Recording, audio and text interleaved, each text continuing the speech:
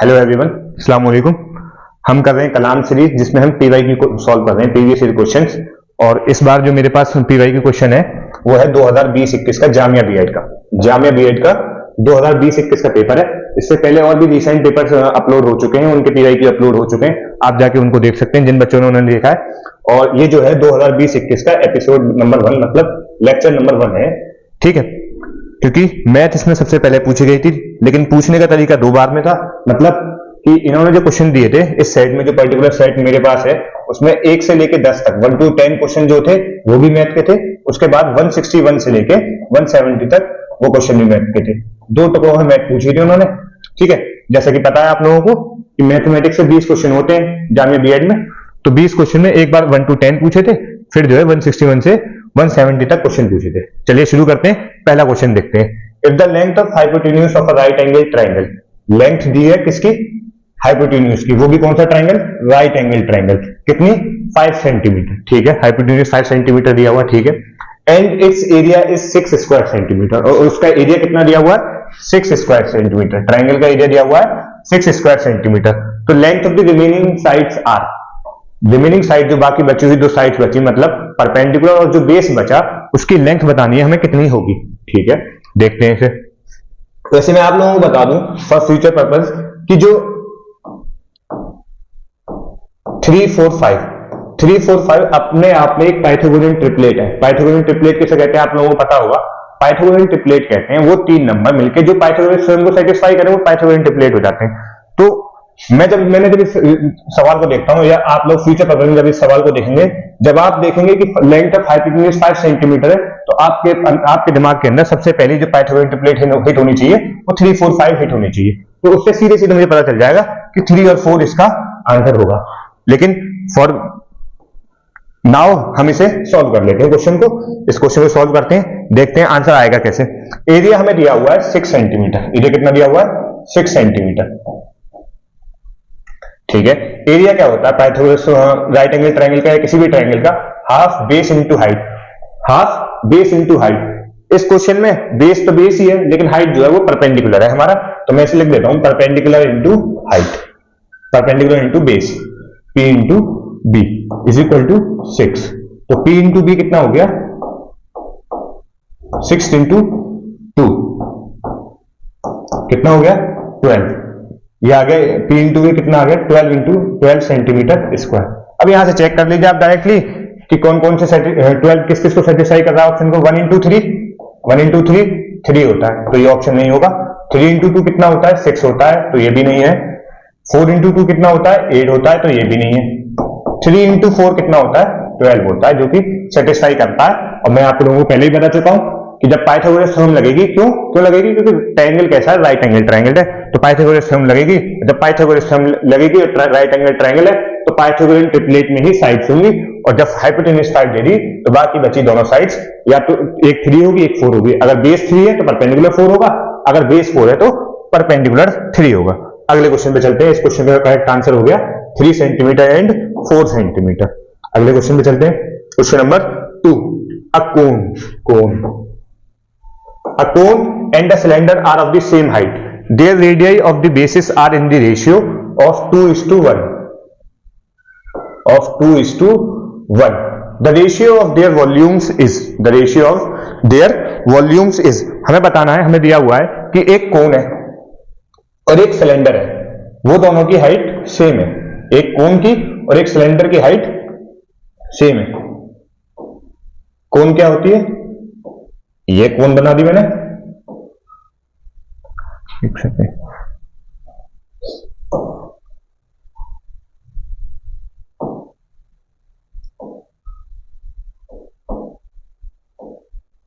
ठीक है, ये एक कोन बन गई।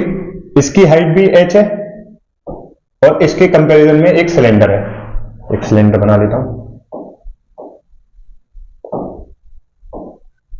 एक सिलेंडर बना लिया जिसकी हाइट भी क्या है? h है। ठीक, एक कोन और एक सिलेंडर जिसकी हाइट, दोनों की हाइट बिल्कुल सेम है, ठीक है, वो हमने मान ली h। Their radii of the bases are in the ratio of 2:1.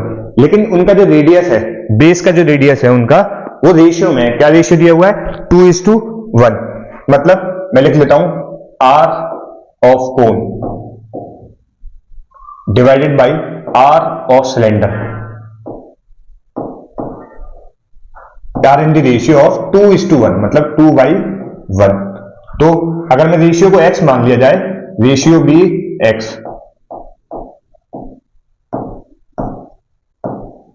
Ratio को x मान लिया जाए, तो रेडियस ऑफ कोन क्या हो जाएगा, 2x, और रेडियस ऑफ सिलेंडर क्या हो जाएगा, x। 1 into x मतलब x। ठीक है, अब किसका रेशियो पूछा है, वॉल्यूम का रेशियो पूछा है, तो हमें वॉल्यूम के रेशियो के फॉर्मूले याद होने चाहिए, वॉल्यूम का फॉर्मूला याद होने चाहिए दोनों का। हम जानते हैं वॉल्यूम ऑफ कोन क्या होता है,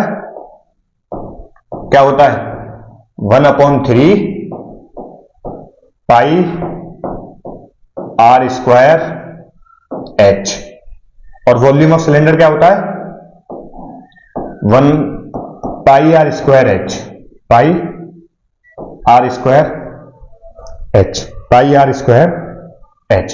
यहां पे वैल्यूज पुट कर देते हैं और उनका रेशियो निकाल लेते हैं। ठीक है, मैं इधर करूंगा।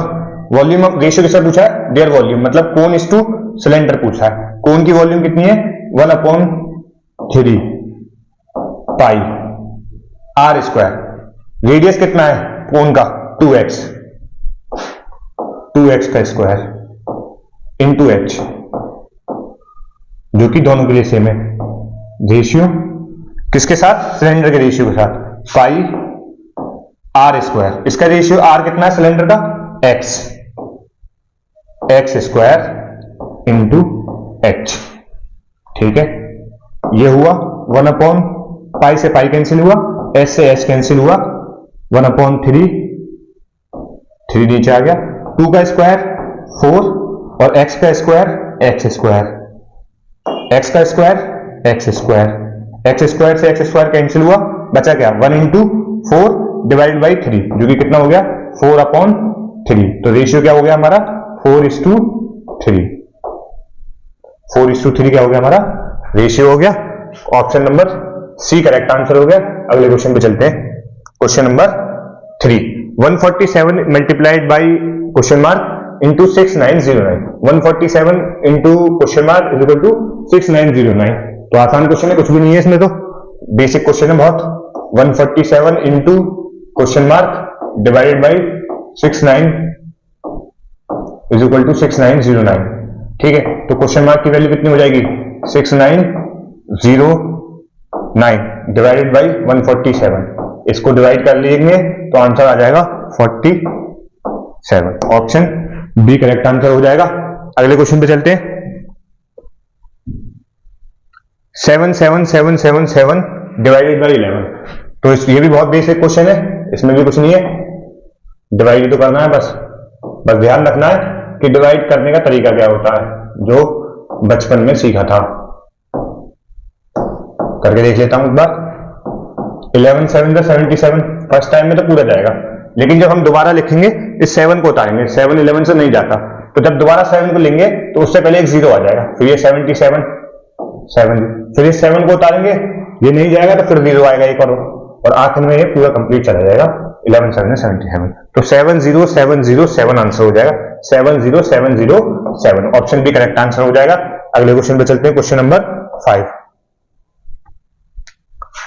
What is the smallest number to be added to 69 to make it perfect square? 269 में कितना नंबर ऐड किया जाए, वो भी कौन सा, स्मॉलेस्ट नंबर। ठीक है, to make it perfect square, ताकि ये एक परफेक्ट स्क्वायर बन जाए। परफेक्ट स्क्वायर क्या होता है, परफेक्ट स्क्वायर होता है वो नंबर जो किसी नंबर को, जब हम किसी नंबर को खुद से मल्टीप्लाई करें तो वो जो इसका स्क्वायर बनता है वो परफेक्ट स्क्वायर बनता है। जैसे फॉर एग्जांपल अगर मैं 2 ले लूं तो 2 को 2 से मल्टीप्लाई करूंगा तो ये हो गया 4, तो 4 एक परफेक्ट स्क्वायर है। किसका परफेक्ट स्क्वायर है, 2 का। इसी तरीके से अगर मैं 7 ले लूं, 7 को खुद से मल्टीप्लाई कर दूं 7, तो ये बना 49, तो 49 अपने आप में एक परफेक्ट स्क्वायर है। किसका परफेक्ट स्क्वायर है, 7 का। ठीक है, तो इस क्वेश्चन को सॉल्व करने के लिए आप लोगों को स्क्वायर एटलीस्ट पेपर के लिए, एंट्रेंस पेपर के लिए आप लोगों को एटलीस्ट 20 तक के परफेक्ट स्क्वायर आप लोगों को याद करने पड़ेंगे। ठीक है, अब देख लेते हैं।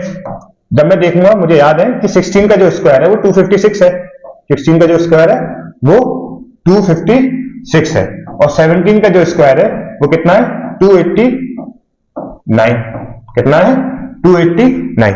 16 का स्क्वायर 256 है, 17 का स्क्वायर 289 है। पूछा क्या है कि नंबर ऐड करना है, ऐड करना है, स्मॉलेस्ट नंबर ऐड करना है। अगर कहता है सब्ट्रैक्ट करना है तो हम 16 की तरफ जाते हैं, 16 के स्क्वायर की तरफ, लेकिन हमसे ऐड करने की कहा है तो हम किसकी तरफ जाएंगे 117 के स्क्वायर तक की तरफ जाएंगे जो कि 289 है। देख लेते हैं, आप लोगों को दिखाई दे रहा है कि 289 में कितना ऐड किया जाए कि 269 हो जाए, तो 289 में से कितना ऐड किया जाए 269 करने के लिए सब्ट्रैक्ट कर लो तो आंसर आ जाएगा 20। तो 20 अगर हम ऐड कर देंगे 269 में तो हमारा ये एक परफेक्ट स्क्वायर बन जाएगा, जो कि ऑप्शन डी करेक्ट आंसर हो जाता है। अगले क्वेश्चन पे चलते हैं, question number 6। A gardener wants to plant 179556। एक गार्डनर है, माली, वो जो है इतने प्लांट 17,956 प्लांट जो है प्लांट कर रहा है अपने गार्डन में इन सच अ वे, इस तरीके से कि there are as many rows, there are as many rows, there are trees in the row. मतलब क्या है इस बात का, जो बच्चे हिंदी में पढ़ना समझना हिंदी मीडियम से हैं वो हिंदी में क्वेश्चन को पढ़ सकते हैं क्योंकि क्वेश्चन हिंदी में लिखा हुआ है, ठीक है। There are as many rows as there are trees in the row, मतलब अगर मैं 5 रो लगा रहा हूं, इन केस गार्डनर अगर 5 रोज लगा रहा है तो ये 1 2 3 4 5 ये कॉलम है वैसे तो, है ना, वर्टिकल साइड है कॉलम है, मैं रोज ही बना लेता हूं, ठीक। मैं 5 रो लगा रहा हूं इन केस, है ना, अभी के लिए समझने के लिए क्वेश्चन को, ये 5 रो लग गई। अगर क्वेश्चन के हिसाब से जितनी रो लगेंगी एक रो में उतने ही प्लांट लगेंगे, मतलब अगर ये 5 लगेंगे तो एक रो में 5 प्लांट होंगे, 1 2 3 4 5, इसी तरीके से सब में 5-5 प्लांट होंगे।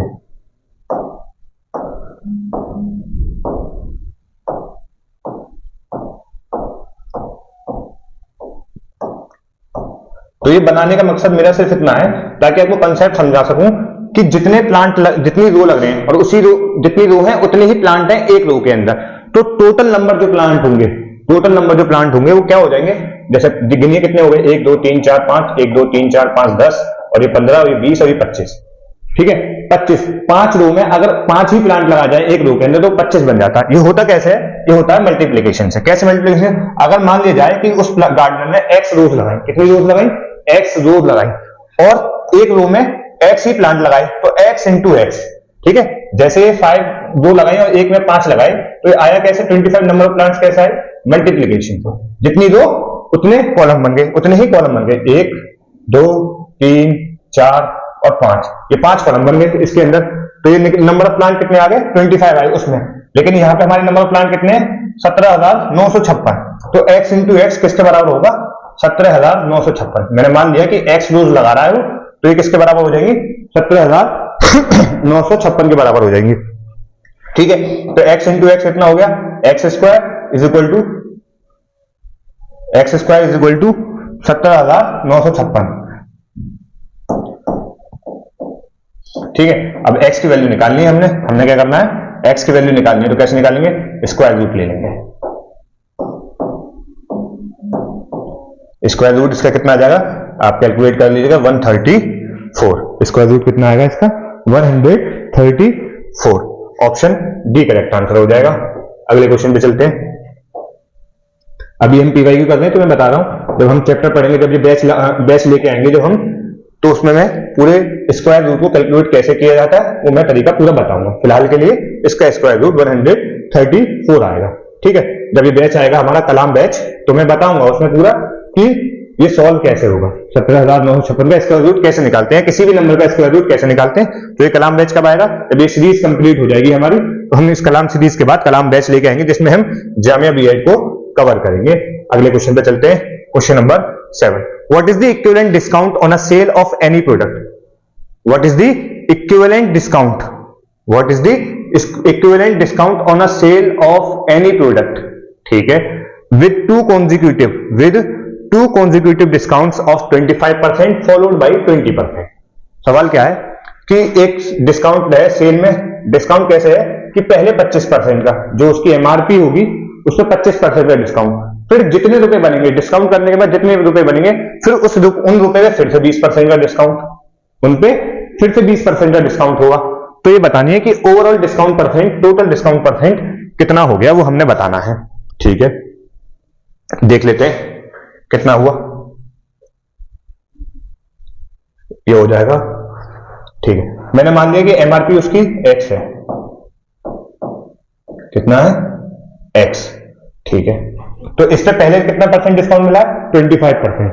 एक्स पे 25% डिस्काउंट मिला, मतलब 25% कम हो गया, 25/100 ऑफ एक्स, इतना कम हो गया, ये डिस्काउंट हो गया 25%। तो अब एमआरपी कितनी हो गई, ये हो जाएगी x minus 0.25x, x minus 0.25x।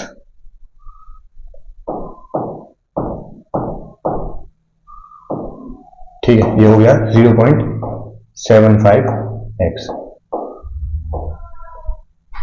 ठीक है, अब इस इतनी प्राइस पे सवाल क्या कर रहा है, इस इतने ही प्राइस पे फिर से इस 0.75x पे फिर से कितने परसेंट का डिस्काउंट है, 20% का।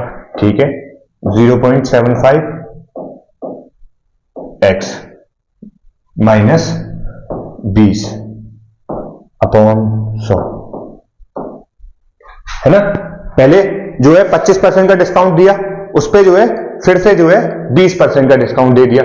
ठीक है, तो 20% का डिस्काउंट कर लेते हैं, तो ये हो जाएगा कितना, 20×100 0.2। ठीक है, 0.75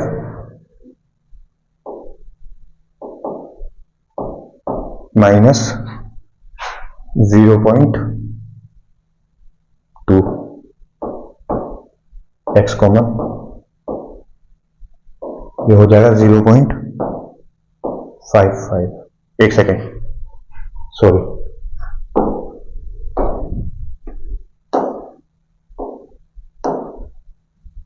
ये जो डिस्काउंट दिया है इसी मिटा देता हूं, ये जो डिस्काउंट जो दिया है ना 20% फॉलोड बाई, ये इस प्राइस पे है, 0.75 पे है डिस्काउंट, तो 0.75 टाइम्स ऑफ एक्स होगा, 0.75 टाइम्स ऑफ एक्स होगा, इज इक्वल टू, अब देख लेते हैं कितना हो गया, 0.75x माइनस 0.75 इंटू 0.2 कितना हो जाएगा, मैं इधर कर लेता हूं, इसको मल्टीप्लाई 0.75 इंटू 0.2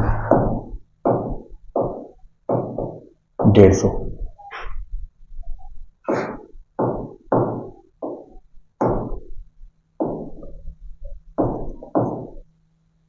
पचहत्तर दिन 150 हो गया, 0.0000।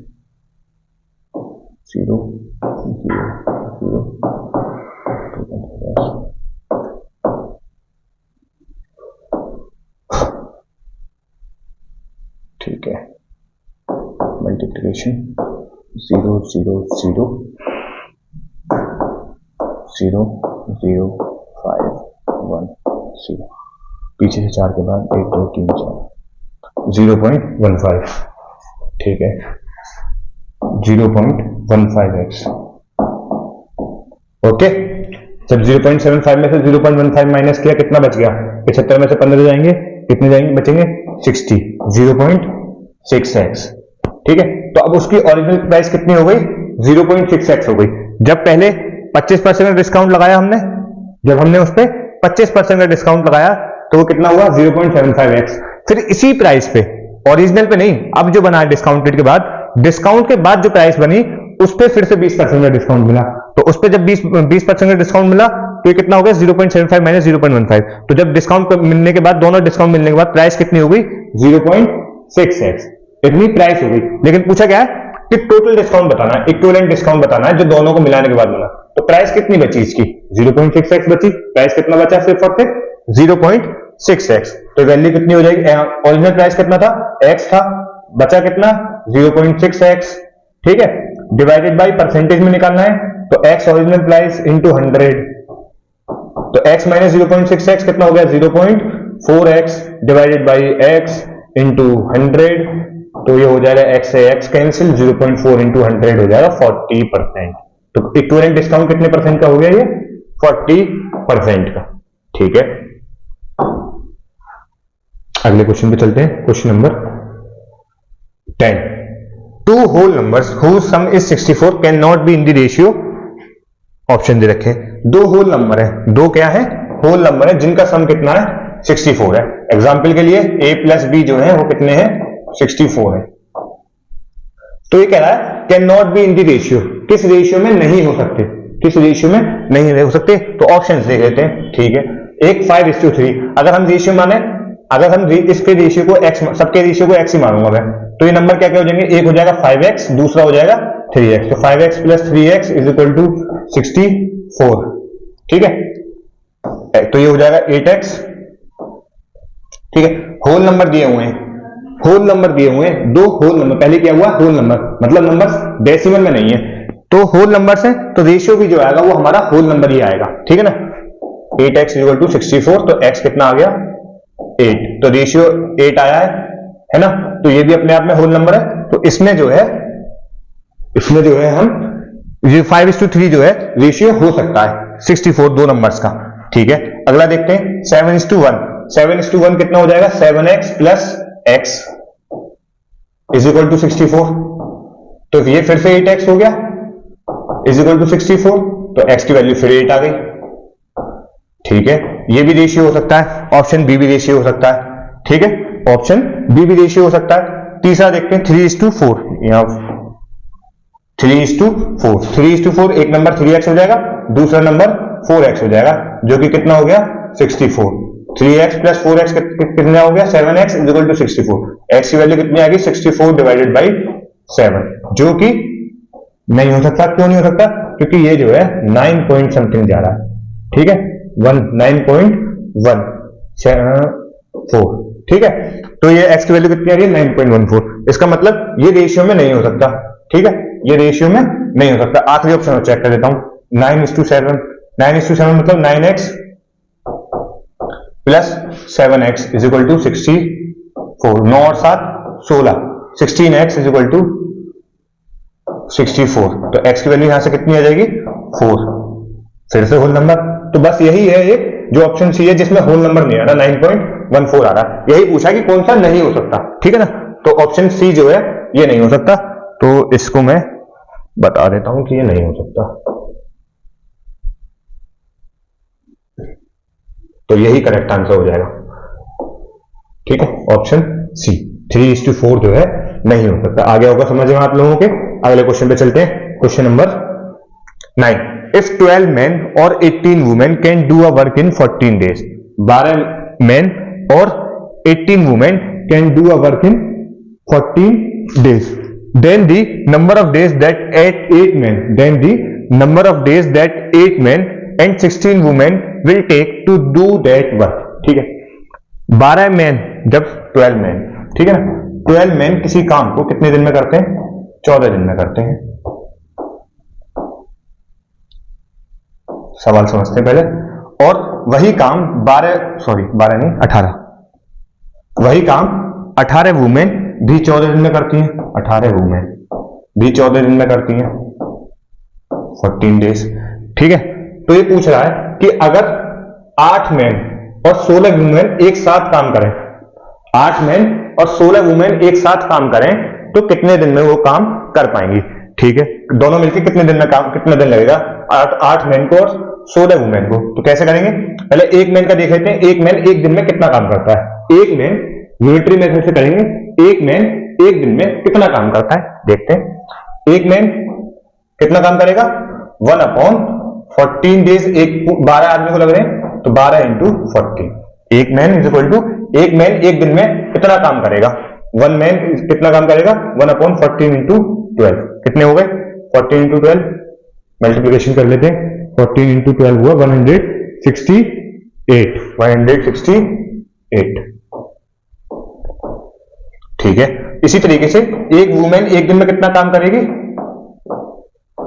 एक वुमेन एक दिन में कितना काम करेगी, 18 वुमेन 14 दिन लगा रही हैं, तो एक दिन में एक वुमेन कितना काम करेगी, 1/14 × 18, ये कितना आया 14 × 18 का मल्टीप्लिकेशन, ये आएगा 252, ठीक है।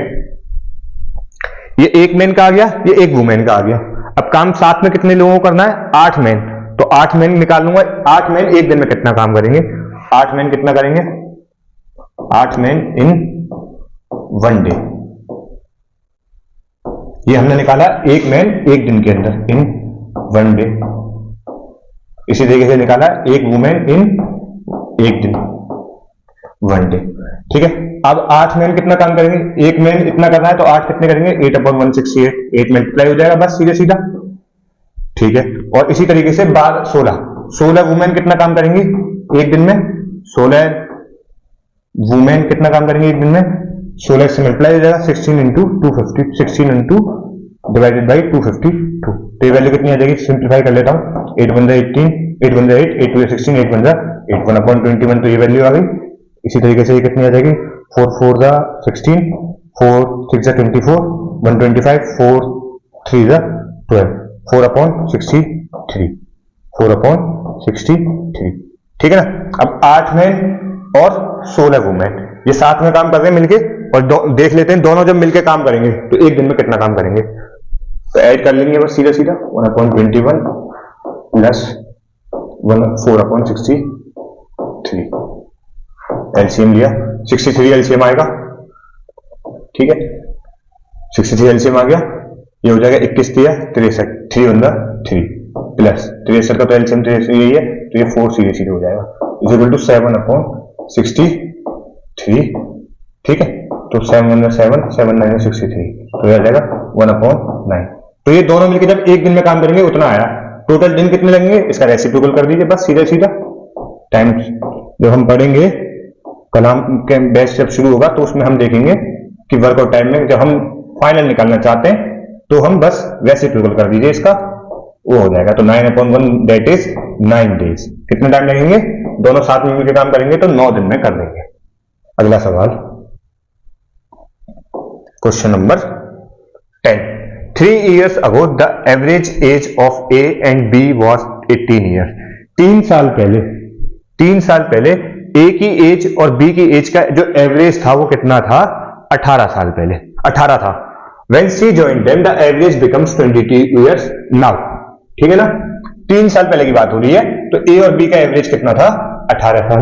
ठीक है, जब उन्होंने C ने उन्हें ज्वाइन किया तो एवरेज कितना बन गया? 22 साल। बात समझ आ गई?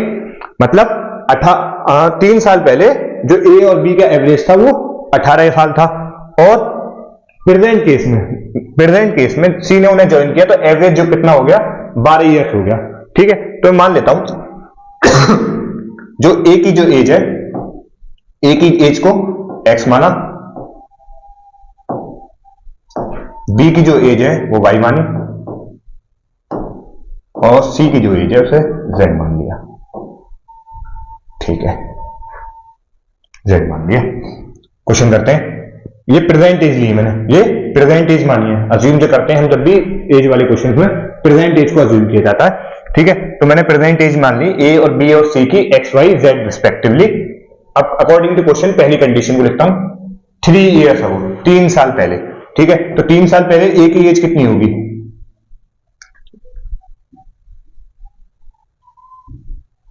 3 साल पहले 3 years ago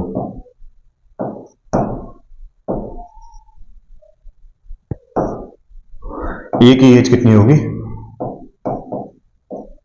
as is X - 3 और B की कितनी रही होगी? Y - 3। ठीक है, A की एज हो गई X - 3 और Y - 3 हो गई B की एज। ठीक है, A की एज X - 3, B की एज Y - 3। क्वेश्चन के हिसाब से 3 साल पहले इन दोनों की जो एज का एवरेज था ना वो कितना था? 18 साल। ठीक है, एवरेज कैसे निकालते हैं? Sum of all observation divided by number of observation. Number of observation हमारे केस में 2 हैं, ऑब्जर्वेशन का सम क्या हो जाएगा? X - 3 plus Y - 3 is equal to 18। कितना है? 18 ईयर्स।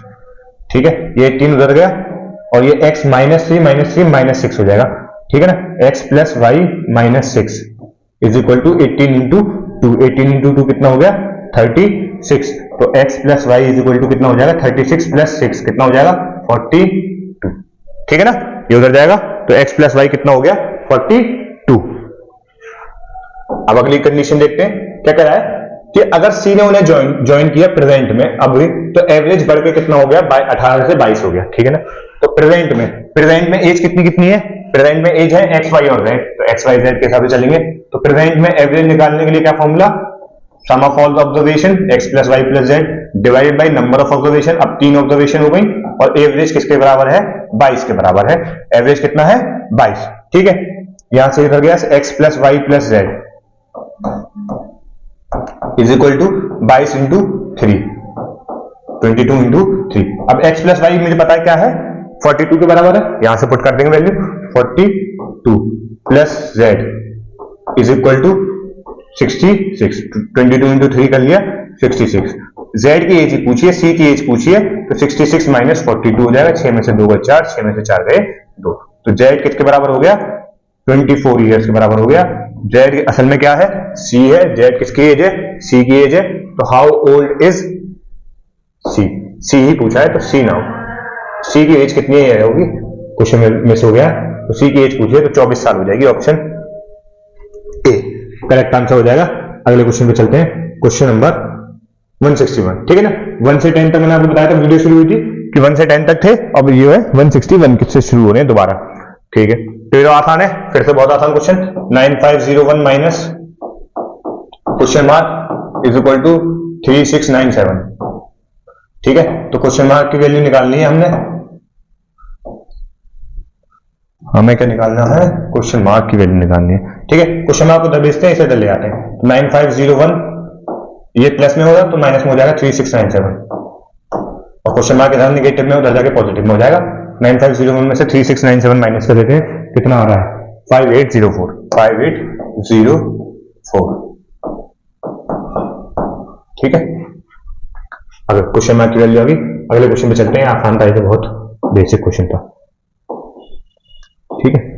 फिर से मैं आपको बता चुका हूं पहले भी, और अब पिछली वीडियो में बताया जा चुका है कई बार कि जब ये कलाम सीरीज पीवाईक्यू की सीरीज कंप्लीट हो जाएगी ना, इसके बाद हम कलाम बैच लॉन्च करेंगे जिसमें हम एएमई बीएड को भी कवर करेंगे, जामिया बीएड को भी करेंगे और एएमई बीएड को भी कवर करेंगे, ठीक है ना। अगले क्वेश्चन पे चलते हैं 162 पे। HCF of 42, 63 and 140। एचसीएफ मैं बता चुका हूं, पहले भी क्वेश्चन एक बार ऐसे पूछा जा चुका है, 2 नंबर्स का एचसीएफ पूछा था। तो एचसीएफ को निकालने का तरीका क्या है, एचसीएफ का तरीका क्या है, एचसीएफ है क्या चीज, सबसे पहले तो एचसीएफ है हाईएस्ट कॉमन फैक्टर। एचसीएफ क्या है, हाईएस्ट कॉमन फैक्टर, वो नंबर जो इन तीनों नंबर्स को पीछे दिए हुए हैं, इन तीनों नंबर्स को, वो सबसे बड़ा नंबर जो इन तीनों नंबर्स को डिवाइड करे वो एचसीएफ हो जाता है, हाईएस्ट कॉमन फैक्टर। हाईएस्ट मतलब सबसे बड़ा, कॉमन मतलब जो तीनों में कॉमन है, और फैक्टर मतलब जो इन तीनों को डिवाइड करे, फैक्टर हो इन तीनों का, ठीक है। निकालने का तरीका 2 तरीके, एक तो वही हम सब 42 का, 63 का और 140 का मैं प्राइम फैक्टर ले लूं तो निकाल लूं, या फिर long division method. Prime factor दो लेना आसान कब रहता है, जब नंबर छोटे हों, जल्दी उनका प्राइम फैक्टर जो है, नंबर ऑफ फैक्टर्स जो है कम हो, प्राइम फैक्टर तब निकालना आसान रहता है। जब नंबर इतने बड़े बड़े हों 63, 140, तो हम लॉन्ग डिवीजन मेथड की तरफ जाते हैं। अब लॉन्ग डिवीजन मेथड से ही करता हूं मैं इस सवाल को, ठीक है। तो इन दोनों नंबर्स का एचसीएफ निकाल लेता हूं लॉन्ग डिवीजन में। 42 को सॉरी 42 को 63 से डिवाइड किया, कितना आ गया 1 टाइम से जाएगा 42 आ जाएगा बस वापस। 3 में से 2 गए 1 और 42 में से 1, 6 में से 4 गए 2, ठीक है। ये 21 बचा, ये इधर आ जाएगा उतर के। आई होप आप लोगों को पता होगा, वरना बैच लेंगे आप जब तो पता चलेगा कि एचसीएफ निकालने का तरीका क्या है पूरा, ठीक है, लॉन्ग डिवीजन मेथड से। तो 21 डिवाइड बाई 40, 42 डिवाइड बाई 21, तो ये पूरा 2 बार में चला जाएगा, 21 दूनी 42, ठीक है। तो ये कितना आ गया, यहां से आ गया 21, यहां से कितना आ गया ये वैल्यू 21 आ गई, ठीक है। अब 21 का और 140 का निकाल लेते हैं सेम इसी तरीके से, छोटे वाले को ज्यादा कट जिससे डिवाइड करेंगे और 140 को डिवाइड करना शुरू किया, ठीक है। ये कितनी बार जाएगा 21 इंटू 140 देख लेते हैं, 20 चौक 80, तो ये हो जाएगा 20 पंजे 100, 20 सत्ते 14, ठीक है। 27 तक 140 होता है, लेकिन 21 है तो उससे कम हो जाएगा, तो 21 6 टाइम जाएगा ये, ठीक है ना। 6 टाइम देख लेते हैं कितना है, 6 1 6, 6 2 12, 126, ये हो गया 10 में से 6 गए 4, 3 में से 2 गए 1 और 1 माइनस 1 0, 14 आ गया। 14 को 21 से डिवाइड किया ठीक है, 21 को डिवाइड किया 14 से, ये उठ के यहाँ आ जाएगा। ठीक है, करते हैं, ये भी एक ही बार जाएगा बस, 14 बंदा 14, 21 में से 14 गए, 7 बचे। ठीक है, अब ये फिर से इधर 14 इधर आएगा, अभी कंप्लीट नहीं हुआ, ये आ जाएगा 14, 7 2 14, अब ये कंप्लीट डिविजन हो गया। ठीक है, और जो लास्ट नंबर जिससे डिवाइड किया होता है वही एचसीएफ हो जाता है, तो 7 इसका एचसीएफ हो जाएगा, ऑप्शन डी करेक्ट आंसर हो जाएगा। अगले क्वेश्चन पे चलते हैं। 0.009 इंटू 0.004, 0.09 को 0.004 से मल्टीप्लाई करना है। तो इसको करने का तरीका, हमेशा डेसिमल में कंफ्यूज होते हैं लोग, तो पहले तरीके, सबसे बेहतर तरीका यह है कि डेसिमल को हटा लिया जाए। डेसिमल को क्या हट कर लिया जाए, हटा के हम जो है इसे 1000 या 10 की डिजिट से डिवाइड कर लें। जैसे 0.09 को हटा, पॉइंट यहां से हटाया, इसके बाद 2 डिजिट है तो ये 100 से डिवाइड हो जाएगा। ठीक है, इसी तरीके से इसके बाद डेसिमल के बाद कितने डिजिट है, 3, तो ये 1000 से डिवाइड हो जाएगा, 3 0 आ जाएगी। ठीक है, अब ये पॉइंट हट गया, अब मल्टीप्लाई करना आसान है बिना कंफ्यूजन के। 9 इंटू 4 क्या हो गया, 36, 9 4 का 36। ठीक है, अब ये दोनों मल्टीप्लाई हो जाएंगे, 2 0 है, 3 0 है, 5 0 हो गए टोटल। ठीक है, अब पीछे से पॉइंट लगाते शुरू करो। जब यहां ये हटाया तो पॉइंट यहां आया, जब ये हटाया तो पॉइंट यहां आया। ठीक है, अब 36 डिवाइडेड बाई 1000, 0.36 डिवाइडेड बाई 1000 अब भी बचा है। ठीक है, तो कितने जीरो आ जाएंगे, अब 3 0 और आ जाएंगे इससे पहले, 3 से पहले। ठीक है, तो हो जाएगा 0.0036। ठीक है, ये लेते हैं ऑप्शन कौन सा है, 00036 वाला, ऑप्शन डी करेक्ट आंसर हो जाएगा। देख के लगाना बिना कंफ्यूज हुए, ऐसे क्वेश्चन में कंफ्यूजन होती है, देखने में आसान की मल्टीप्लिकेशन है, लेकिन डेसिमल कंफ्यूज कर देता है, कितने डिजिट बाद, कितने पॉइंट के बाद कितने जीरो होंगे और कितने बाद आएगा। अगले क्वेश्चन पे चलते हैं, question number 164। 1 litre of water veg 1 kg, 1 litre of water veg 1 kg। ठीक है, 1 लीटर पानी कितने किलो है, 1 किलो के बराबर है। How many cubic millimetre of water will be weigh 0.1 gram. ठीक है, तो क्यूबिक मिलीमीटर में अपने आप में वॉल्यूम की यूनिट है, हत्ता कि जो वॉल्यूम की एसआई यूनिट जो है इंटरनेशनल सिस्टम ऑफ यूनिट के हिसाब से एसआई यूनिट वॉल्यूम की मीटर क्यूब ही है, उसकी ये छोटी यूनिट है। 1 लीटर जो है, जो एसआई यूनिट नहीं है, लीटर वॉल्यूम की एसआई यूनिट नहीं है। ठीक है ना, हम लोग यूज करते हैं मोस्टली वॉल्यूम के लिए लीटर, लेकिन वॉल्यूम की जो एसआई यूनिट है वो मीटर क्यूब ही है, हम पढ़ेंगे आगे जब बैच में। ठीक है, तो क्यूबिक मिलीमीटर पूछा है, how many cubic millimetre of water will weigh 0.1 gram, इतना पानी कितने क्यूबिक मिलीमीटर होगा, देख लेते हैं। रिलेशन याद होना चाहिए आप लोगों को, क्या रिलेशन कि 1 लीटर पानी 1 लीटर नहीं, 1 मीटर क्यूब पानी, ऐसे याद रखेंगे तो आसान रहेगा, उल्टा हो जाएगा वरना। 1 मीटर क्यूब पानी कितने बराबर होता है, 1000 लीटर के, 1000 लीटर। ठीक है ना, 1 मीटर क्यूब पानी कितने बराबर होता है, कितने के, 1000 लीटर के पानी के बराबर होता है। अब हमें कन्वर्ट किस में करना है, मिलीमीटर में, तो मीटर क्यूब को मिलीमीटर क्यूब में कन्वर्ट करते हैं। ठीक है, अब आप लोगों को पता होगा कि 1 मीटर में कितने मिलीमीटर, हाँ 1000 मिलीमीटर, कितने मिलीमीटर, 1000 मिलीमीटर। तो 1 मिलीमीटर क्यूब में कितने हो जाएंगे, कितने मिलीमीटर क्यूब हो जाएंगे, 1 मीटर क्यूब में कितने मिलीमीटर क्यूब हो जाएंगे, 1000 इंटू 1000। ठीक है, तो इसका मतलब ये कितना हो गया, 3 3 6, 3 3 9, 10 की पावर 9 कितने हो गए, 1 मीटर क्यूब कितने बराबर होते हैं, 10 की पावर 9 मिलीमीटर क्यूब के बराबर। ठीक है, यहां लिख लेता हूं, 10 की पावर 9, क्या लिख दिया, 10 की power 9 millimetre cube is equal to 1000 litre. ठीक है, अब लीटर में नहीं पूछा, कितना पूछा है, 1 लीटर पानी कितना है, 1 लीटर है। ठीक है ना, तो 1 लीटर चले देख लेते हैं हम, 1000 लीटर। ठीक है, अब मुझे ऐसे 1 लीटर करना है तो 1000 को उधर भेज देंगे, 10 की power 9 divided by 1000 millimetre cube. Unit conversion का क्वेश्चन है, बस कुछ नहीं है।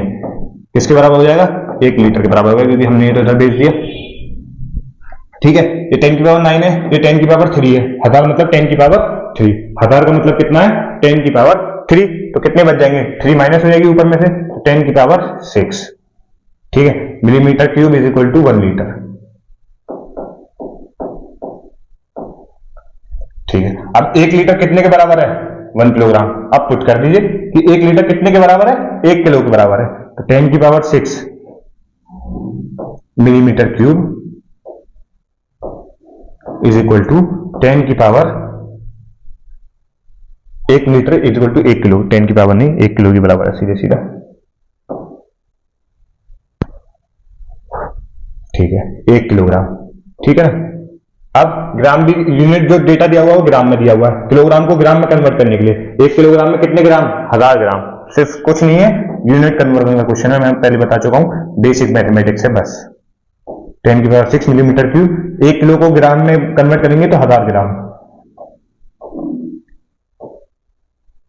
ठीक है, और 1 ग्राम के लिए पूछा है तो 1 ग्राम क्या हो जाएगा?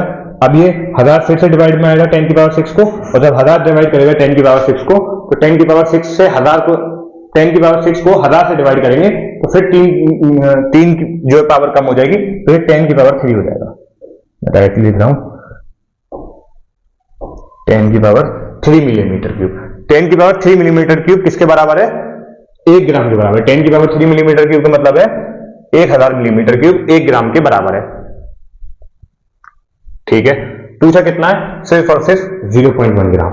ये तो 1 ग्राम है ना, 0.1 ग्राम पूछा है, तो मैं एक बार फिर से लिख देता हूं 10 की power 3 millimetre cube is equal to 1 gram.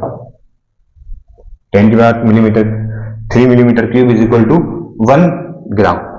ठीक है, तो 0.1 ग्राम पूछा है, तो इधर मल्टीप्लाई कर लिया 0.1 से, और इक्वलिटी है तो इधर भी 0.1 से मल्टीप्लाई करना पड़ेगा। अभी 10 की पावर 3 को मैं 0.1000 लिख रहा हूं सीधे, और ये 0.1 से मल्टीप्लाई कर दिया, तो एक पॉइंट खत्म, एक जीरो कम हो जाएगा, क्योंकि 0.1 से मल्टीप्लाई कर रहे हैं हम, तो ये 100 हो जाएगा। तो 0.1 ग्राम जो पूछा है वो किसके बराबर है? 100 ग्राम के बराबर है, 100 मिलीमीटर क्यूब। Option D. ठीक है ना। लेंथी था, लेंथी इसलिए था क्योंकि 2-3 जगह यूनिट कन्वर्जन करनी पड़ी हमें, इसलिए लेंथी था। लेकिन सवाल बस अगर यूनिट कन्वर्जन आता है आपको, यूनिट याद है कि ये इससे रिलेट कैसी होती है, तो कोई मुश्किल सवाल नहीं है। Question number 165, 0.05 into 5 minus 0.0055 into 5। Basic math फिर से इस पेपर में मल्टीप्लिकेशन और डिवाइड का सवाल बहुत है, क्योंकि बस डेसिमल में कंफ्यूज करने की कोशिश की है उसने। ठीक है, देख लेता हूं उसे 0.0055 इंटू 5। ठीक है, दोनों में से 5 कॉमन ले लो, 0.05 माइनस 0.0055, ये हो जाएगा 0.05 में से 0.0055 माइनस कर लेते हैं। चले, वैसे मुझे डायरेक्ट देख सकता था, लेकिन लिख लेते हैं, एक बार देख लेते हैं माइनस करके। इसमें पॉइंट के बाद 4 डिजिट तक नंबर है, तो 2 जीरो बढ़ा लेते हैं। इसी तरीके से इसमें से कितना माइनस करना है? 0.0055। 10 में से 5 गए 5, 9 में से 5 गए 4, 4 में से 0 गए 4, 0 में से 0 गया 0, तो 0.0455, 5 इंटू 0.0455। ठीक है, इसको मल्टीप्लाई कर लेते हैं। 5 5 जा 25, 2 कैरी, 5 चौक 20, 2 22, फिर से 2 कैरी, 5 चौक 20, 2 22, 5002, तो 0.225। ठीक है, आंसर क्या हो जाएगा? 0.225। 0.225 ऑप्शन में नहीं है, तो ऑप्शन मिस हो गया या फिर क्वेश्चन गलत रहा होगा। 0.225 मैं अपने आप लिख देता हूं, ऑप्शन यही होगा। ठीक है ना, ये शायद ये मिसप्रिंट हुई होगी या फिर क्वेश्चन एलिमिनेट हुआ होगा बाद में, क्योंकि आंसर जो आएगा वो आएगा 0.225। अगले क्वेश्चन पे चलते हैं। हमें तो सॉल्व करना है, सॉल्व कर लिया है हमने। ठीक है, in an examination it is required to get 36% of the maximum marks. एक एग्जाम में पास होने के लिए कितने नंबर चाहिए? 36% चाहिए मैक्सिमम मार्क्स के। A student got 113 marks and was declared failed by 85 marks, और उसे फेल करा दिया कितने नंबर से? 85 नंबर से, उसे फेल बता दिया गया कितने नंबर से, 85 नंबर से। What was the maximum mark, तो बताने कि टोटल नंबर पेपर के मैं कितने लिए थे। सेम इसी तरीके का सवाल एक और ऑलरेडी एक बार पूछा जा चुका है ना, हमने पीवाई की जब किए होंगे तुम आप लोगों ने देखे होंगे, या तो 2021 में या 2022 में सवाल पूछा जा चुका है ऑलरेडी, सेम सवाल, ठीक है ना। शायद डेटा भी चेंज नहीं किया था, या तो यहाँ 65 था या 85 था, देख लेते हैं, ठीक है ना, कितने नंबर थे। लेकिन ये बिल्कुल सेम इसी पैटर्न पे, बिल्कुल सेम सवाल, बिल्कुल।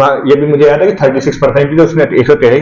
अब यहाँ मुझे कंफ्यूजन है कि यहाँ 65 मार्क्स उसको फेल हुआ था, वो 85 मार्क्स, लेकिन सवाल यही था, बिल्कुल सेम सवाल, ठीक है ना। कर लेते हैं इसे, तो 36% पे पास होगा। मान लिया हमने मैक्सिमम मार्क्स x है, मैक्सिमम मार्क्स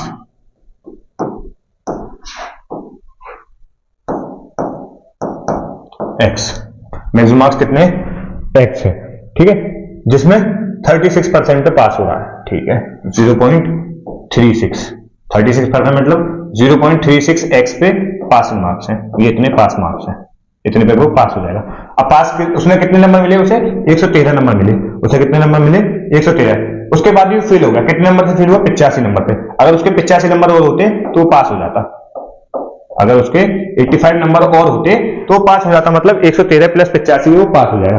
देख लेते हैं सम कितना आया, 5 3 8 8 1 9 198 पास, तो 198 पे पास, ठीक है ना।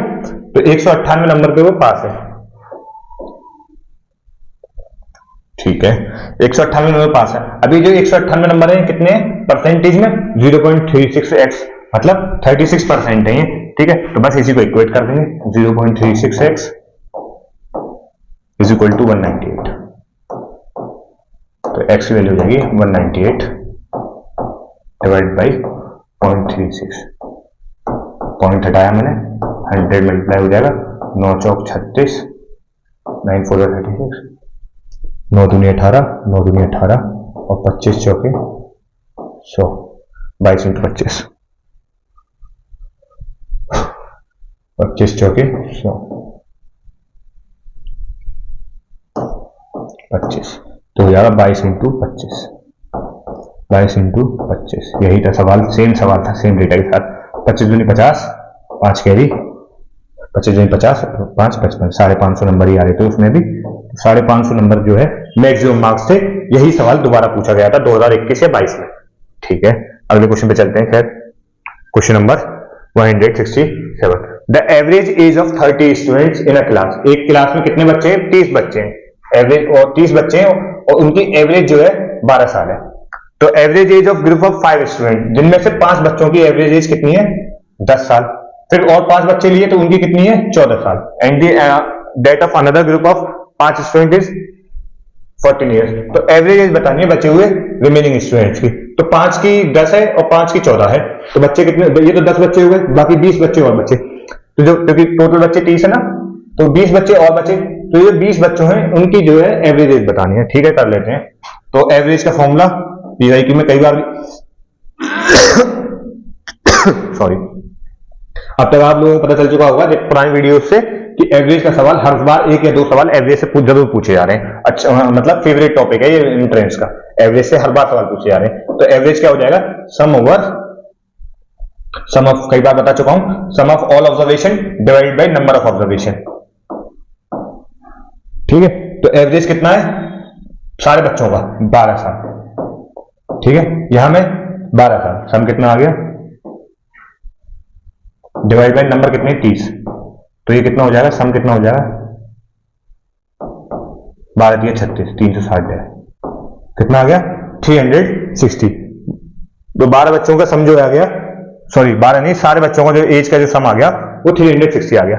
अब इन 5 स्टूडेंट्स की बात करते हैं, इन 5 स्टूडेंट की बात करता हूं, तो इन 5 स्टूडेंट का एवरेज कितना है, 10 साल, तो एवरेज 10 साल, इनका मैं सम को एस लिख रहा हूं, इनके सम को एस लिख देता हूं बस, ठीक है ना।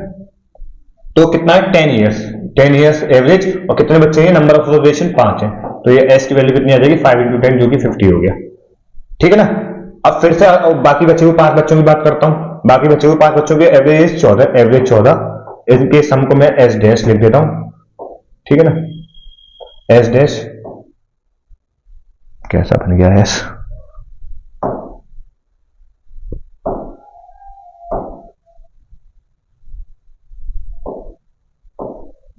ठीक है, और ये बच्चे भी नंबर ऑफ ऑब्जर्वेशन इस केस में भी 5 है, तो ये सम डैश कितना हो जाएगा, एस डैश की वैल्यू कितनी हो जाएगी 14 इंटू 5 क्योंकि 70 हो गई। ठीक है, ये 5 बच्चों का सम हो गया, ये बचे हुए वो उन 5 बच्चों का। अब बच्चे कितने बचे, 20 बच्चे जिनकी एवरेज एज बतानी है, उनका सम निकाल लेते हैं यहां से, क्योंकि टोटल सब बच्चों की सम का एज कितना है, एज का सम कितना है 360, उनमें से 5 का 50 है और 5 का 70 है, तो बाकी बच्चों को कैसे निकाल लेंगे, इन 360 में से उन दोनों को माइनस कर देंगे, तो सम ऑफ रिमेनिंग जो कि हमें बताना है उसमें एस डबल डैश कर देता हूं। चलिए जब ऐसे ही चल रहा है तो रिमेनिंग बच्चे जो इनकी एज बतानी है हमें, उनका एस डबल डैश सम कितना होगा, 360 पूरी क्लास का है। ठीक है, इसमें से माइनस कर देंगे हम किसको, इन दोनों को, जो 5 बच्चों का है उनको माइनस कर देंगे, तो इन बच्चों को आ जाएगा 20 बच्चे जो रिमेनिंग है 50 प्लस 70, 360 माइनस 120, 12×36 मतलब 224, तो एस डबल डैश कितना आ गया 240। ठीक है, बस अब क्या है, एवरेजेस निकालना है इनका, निकाल लो एवरेज क्या होता है, average is equal to sum of all observation, sum कितना है 240 divided by number of observation, number of observation कितनी है, अब जो 30 बच्चे टोटल थे जिसमें से 5 ऑलरेडी हो गए और फिर 5 हो गए तो 10 बच्चे हो गए, तो नंबर ऑफ ऑब्जर्वेशन सिर्फ 20 बची हैं, तो 20 हो गया, 0 से 0 घटा 12, तो एवरेज कितनी आ गई इनकी भी 12 साल। ऑप्शन सी करेक्ट आंसर हो जाएगा।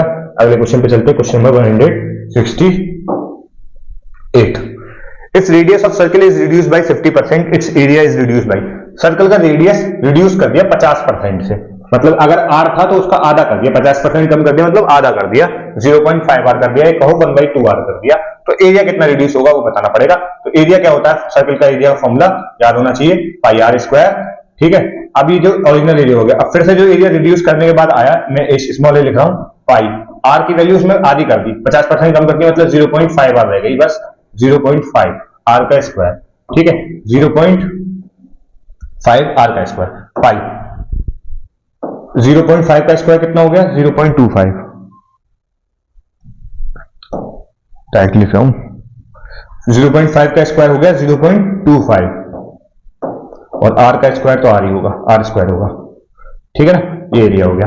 तो पूछा क्या है, तो एरिया कितना कम हो जाता है, कितना कम हो जाता है, तो एरिया कितना कम हुआ, a माइनस ए कम हो गया, इतना ही तो बचा, इतना ही तो कम हुआ, pi r square minus pi into 0.25 into r square.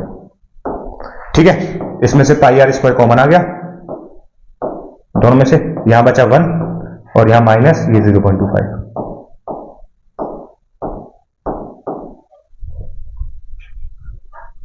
ठीक है, तो ये कितना हो गया 0.75, ये हो गया 0.75 पाई आर स्क्वायर।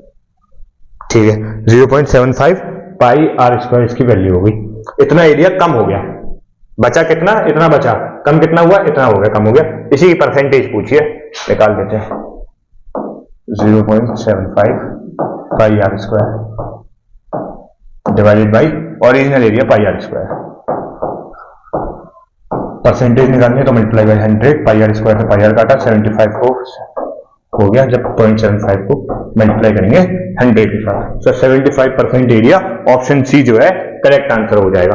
ठीक है ना, अगले क्वेश्चन पे चलते हैं, question number 169, in an examination 70% of the candidate passed in English, 80% passed in mathematics, 10% passed in both subject, if 144 candidate passed in both, the total number of candidate was. ठीक है, देखिए 70% बच्चे इंग्लिश में पास हुए, question के हिसाब से, according to question 70% बच्चे इंग्लिश में पास हुए, 80% बच्चे मैथमेटिक्स में पास हुए और 10% बच्चे बोथ में पास हुए।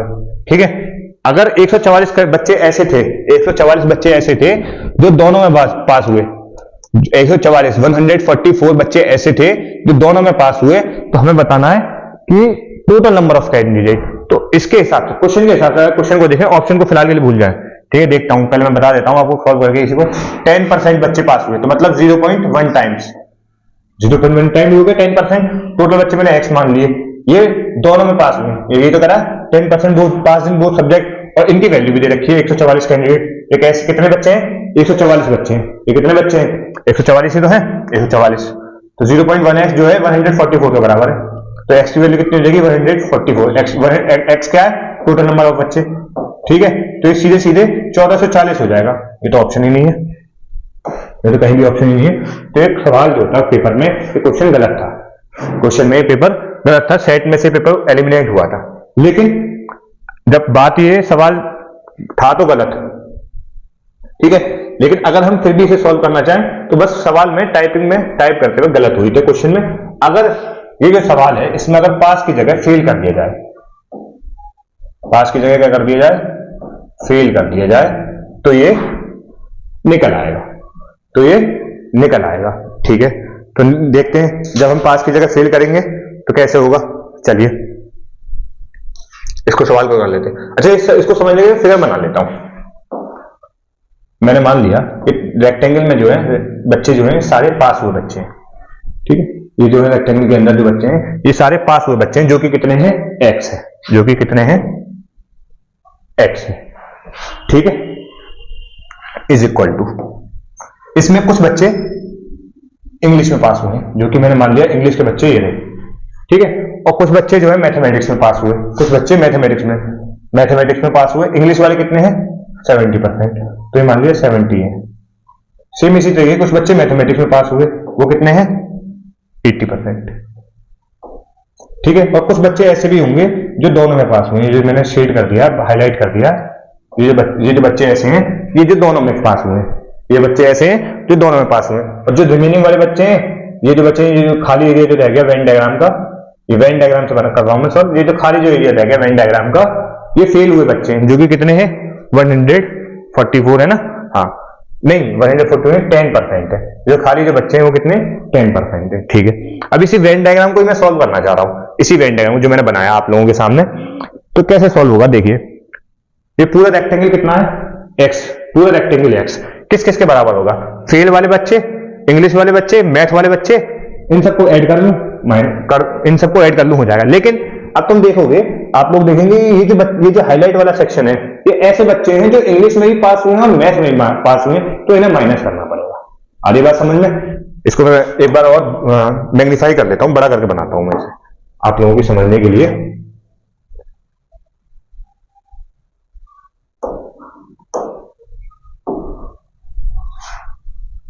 टूल्स में जाता हूं,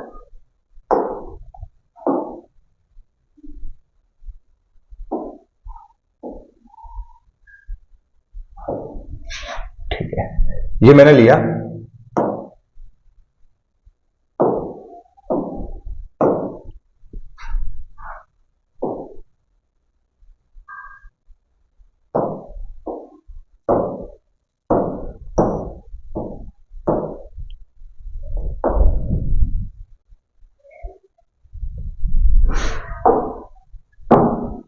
बनाना ही पड़ेगा मुझे, ठीक है। बड़ा बनाता हूं। ये टोटल नंबर ऑफ स्टूडेंट्स है एक्स, ठीक है। ये टोटल नंबर ऑफ स्टूडेंट्स है एक्स, जिसमें कुछ बच्चे ऐसे हैं जो इंग्लिश में पास हुए हैं, जो इंग्लिश में पास हुए हैं वो कितने हैं 70%। ये इंग्लिश वाले मान लिए मैंने 70%, ठीक है परसेंट। अब कुछ बच्चे ऐसे हैं जो किस में पास हुए होंगे, मैथ में पास हुए, वो कितने 80%, ठीक है। ये बच्चे मैंने मान लिए 80% बच्चे मैथ में पास हुए हैं। तो अब कुछ बच्चे ऐसे भी है ना जो दोनों में पास हुए होंगे, मैथ में भी हुए होंगे और इंग्लिश में हो गए होंगे। वो कौन से बच्चे हैं, वो हैं ये वाले, वो कौन से हैं ये वाले बच्चे जो दोनों में आ रहे हैं वेन डायग्राम में, ठीक है। और ये जो बच्चे वो बच्चे हैं, उसके बाद जो ये आखिर में बचे हुए जो बच्चे हैं ये वाले जो बच्चे हैं, ये जो खाली रह गया, इसके अलावा ये जो बच्चे ऐसे हैं जो फेल हुए हैं, ठीक है। तो अगर मुझे पूरे रेक्टेंगल का एरिया निकालना है, वेन डायग्राम का पूरे रेक्टेंगल का एरिया निकालना है, जो कि किसके बराबर है एक्स के बराबर है, तो कैसे निकालूंगा, ये जो सर्किल वाला है दोनों इनको ऐड कर लूं और ये जो खाली रहे इनको ऐड कर लूं। तो सर्किल वाले दोनों देख लेते हैं पहले कौन कौन है। सर्किल वाले कितने 70% बच्चे हैं, जो कि 0.7 टाइम्स ऑफ एक्स, 70% मतलब 0.7 times of x, plus math वाले बच्चे जो कि कितने 80%, 0.8 टाइम्स ऑफ एक्स, ठीक है। और ये खाली वाले बच्चे जो कि फेल हुए, फेल कितने हुए 10%, प्लस 0.1 टाइम्स ऑफ एक्स। अब मैं देख पा रहा हूं कि ये वाला जो एरिया है ये 2 बार है, इसमें भी इंक्लूडेड है, इसमें भी इंक्लूडेड है, ये 2 बार हो रहा है, ठीक है ना। ये जो एरिया है ये 2 बार हो रहा है, इसको हमें माइनस करना पड़ेगा। अभी माइनस हैं बच्चे कितने हैं, ये इसका डेटा दिया हुआ है, ये 144 बच्चे हैं, तो माइनस कर दिया 144, ठीक है, माइनस कर दिया 144। तो ये कितना आ गया 0.7, 0.8 और 0.1, कितना आ गया 7, 8, 15, और ये हो गया 1.6x, 1.6 और यहाँ लगेगा 1.6x minus 144 is equal to x. 144 से बेटा x उधर गया, तो 144 से आया प्लस का हो गया, और 1.6x ये x इधर प्लस का था, इधर हो गया माइनस, तो 1.6x माइनस x कितना हो गया 0.6x इज इक्वल टू 144। तो x की वैल्यू हो जाएगी 144 डिवाइड बाई 0.6, पॉइंट हटाया मल्टीप्लाई हो जाएगा 10 से, 2 3 6, 2 5 10, 3 1 3 और 3 2 3 4 12 और 2 बचा 3 8 24, 48 इंटू 5, 48 इंटू 5 कितना हो गया 5 8 40, 4 कैरी 5 20 4 24, 240, ठीक है, ये कितना हो गया 240। ऑप्शन सी करेक्ट आंसर हो जाएगा। अगले क्वेश्चन पे चलते हैं जो कि है लास्ट क्वेश्चन, ठीक है।